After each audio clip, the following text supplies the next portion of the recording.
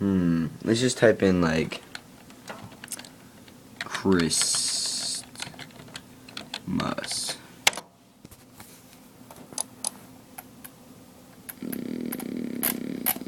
Christmas music.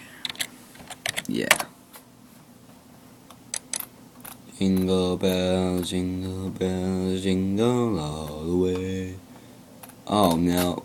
You know, we should just go to yahoo.com and see what's going on there. See what the top news is and see if there's anything good to talk about. Spartans? No. Victoria's Secret flubs college shirt. No. Gross. College player found dead. Ooh.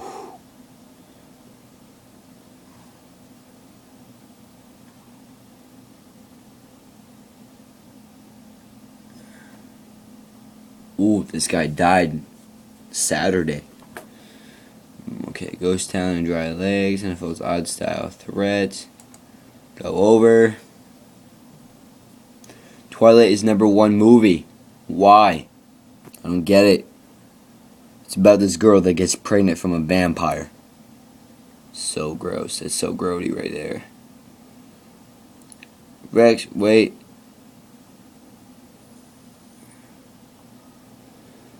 Ten dishwasher do's and do's and don'ts. Do I really care what a dishwasher you're supposed to do? Okay. NFL coach gets huge fine. What did he do? For what he said to a fan during a game. What did he say?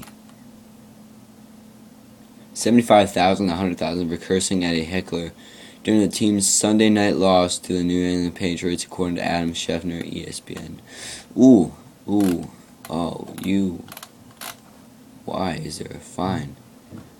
That is bad, man. Okay, alright, we're going back. See if there's anything. Oh, I'm so tired. I got homework after this and everything.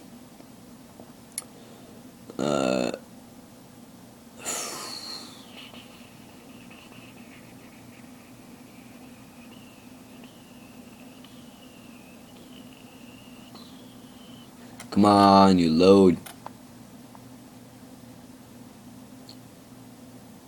Pepper spray officers put on leave. Okay.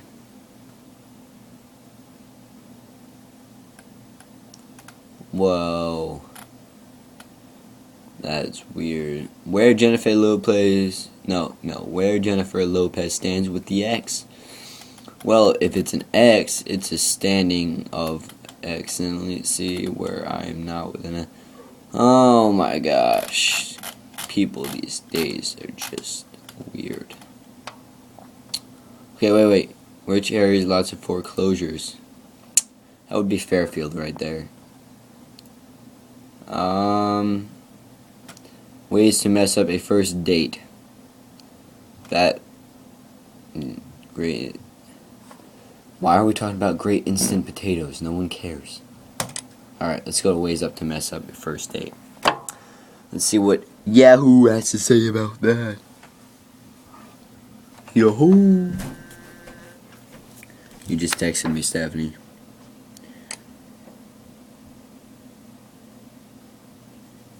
I'm gonna tell you, hold on, because I'm making you a video.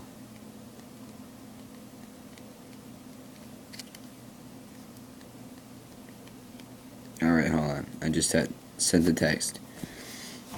You shall get it in about exactly 45 seconds. Last month, my friend Paul met an interesting woman, asked her to dinner, and though it went superbly, until she turned him down for a second date, he couldn't understand it. Hadn't she been charmed by his funny stories about his ex? Uh-oh, I thought. Paul had unwittingly been annoying first date guy, but didn't yet know it. It happens at coffee houses, galleries, and restaurants every day. A guy with good intentions blows that crucial first date and has no idea why. Want to get clued in? Here are 10 common pitfalls. Okay. Number 1. Going on a rant about a former significant other. Alright, let's see what it has to say. No good can come from talking about an ex-girlfriend on a first date. Saying something positive about an ex is threatening, and saying something negative is just plain annoying. My friend Leslie agrees. My favorite annoying first date is the guy who spent the entire time describing in detail how nasty his ex was. She says, by the end of the day, he had pointed out the restaurant where she threw a drink at him and the street corner where she screamed at him about his lack of affection. Ew. The first date is about the two of you getting to know each other. Bringing the ex into the conversation makes it seem like three's a crowd. What's number 2? That was number 1, by the way. Alright, number 2. Oh, divulging or something like that. Too much personal information that's not flattering. Take a hint from comedian Chris Rock, whose dating advice goes something like this. When you first meet someone, you're not you. You're the ambassador of you. In other words, this is not the time for full disclosure. I went on a first date with a guy who told me that he takes antidepressants. What?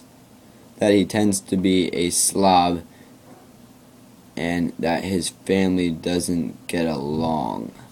This guy's got some issues, man. Alright. I'd really like to see you again, he said, but I think I should be upfront about who I am from the beginning. Wrong. Even worse, all guys who reveal unflattering personal information without even realizing that it isn't helping their case. My dog is my life, a guy told my friend Shireen on their first date. I've had the dog since I was a kid, he continued, and then he added shamelessly, I also live with my parents. Well, how old is this guy if he's still living with his parents? I mean, come on. The information was bad, but the fact that he had no idea it was bad made it horrifying. Remember, it's a first date, not a therapy session. Well, we better hope not, because this guy would have a lot to talk about. Making the date feel like a job interview. Oh gosh, that's wrong. Okay, let's face it, a first date is a kind of job interview for the position of a significant other. But if a woman is going to put on a cute outfit and blow dry her hair for you, try not to make her feel like she's in the room with the head of a human resource. She'd rather have a casual conversation than be subjected to obvious probes like, how long has it been since your last relationship? Good question. Let's just ponder that question right there. Just kidding, let's not. Next. Just as bad are men who try to suss out key information by dropping calculated questions into the conversation. My friend Sarah found it particularly irritating when a guy tried to figure out her age by asking her opinion of the 1972 Olympics and then saying, oh, but you couldn't possibly remember that, is it? In a questioning tone. Really? Question mark. That guy is clueless. Who let the guy out of the cage? Come on. Oh, this is key. Having too much attitude. Lori, a single woman in New York, was asked by a man during their first date what TV shows she watched. When her date learned that she didn't like the show Seinfeld, he didn't believe her. Then he wouldn't let it go for the entire meal. He just couldn't fathom my not liking that show. Lori explained it was as if I just said, yes, I live my life without consuming any liquids. Guys, if you want a second chance, don't spend the first one trying to convince your date that she's not normal because your passion for a syndicated sitcom, something like that, is not reciprocated. Big words. We had to ponder that for a second. Okay. Visibly admiring other women. That's wrong. Most men know better than to stare at other women while on a first date. But it's just as exasperating if your date asks you what you thought of the last latest blockbuster hit, and your response is to go on a tear about how beautiful Angelina Jolie's lips are. Ew. If you think that woman sitting across from you is ever going to be secure enough to kiss you after that, think again. Because who likes Angelina Jolie? Not me. Actually, she's pretty good at actions, but I don't think she's hot. Yeah, no, I don't see it. How can you talk about her lips? Ugh. Gross. Okay.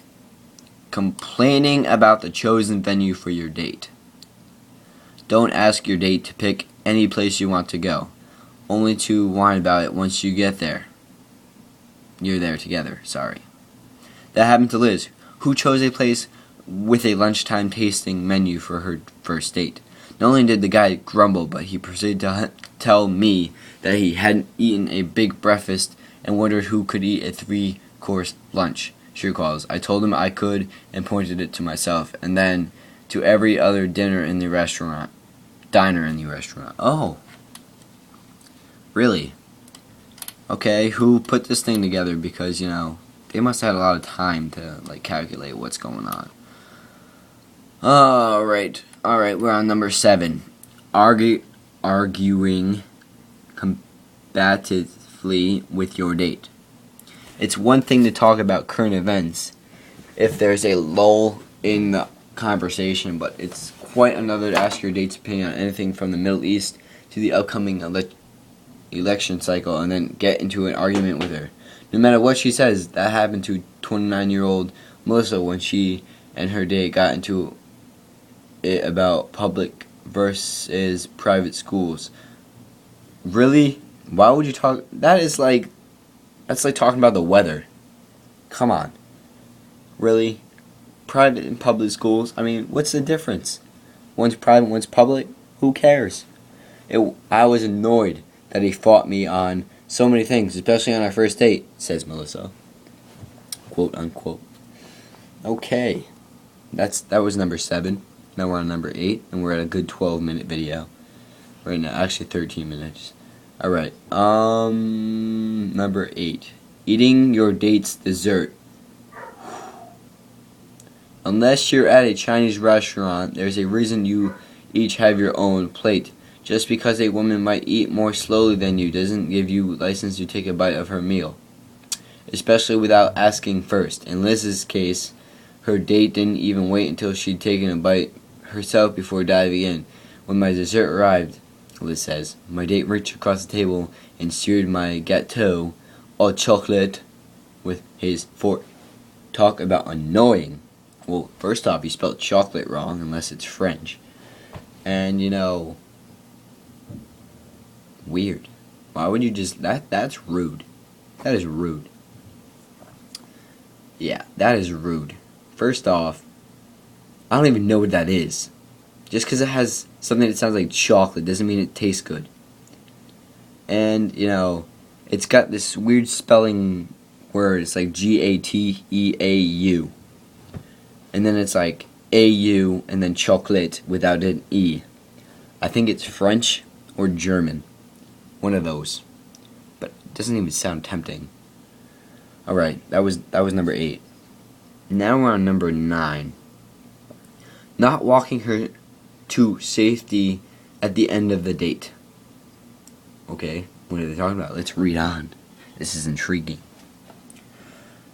Almost as off-putting as... Oh, wait. Almost as off-putting as the overzealous man who goes in for a kiss too aggressively is one who leaves his date standing there on the street at the end of the night instead of walking her to the safety of her car or a taxi to give her a ride home. This irked my pal Julia. Quote, true, we were going in 2 different directions, but hello, take care of the girl first, she says, adding, stuff like that usually points to bigger problems. I mean, come on, you gotta walk her to at least a car or a taxi or something, and you gotta interrogate the taxi driver just to make sure he's not gonna like bring her to an alley or anything and do some terrible stuff that we won't mention on camera.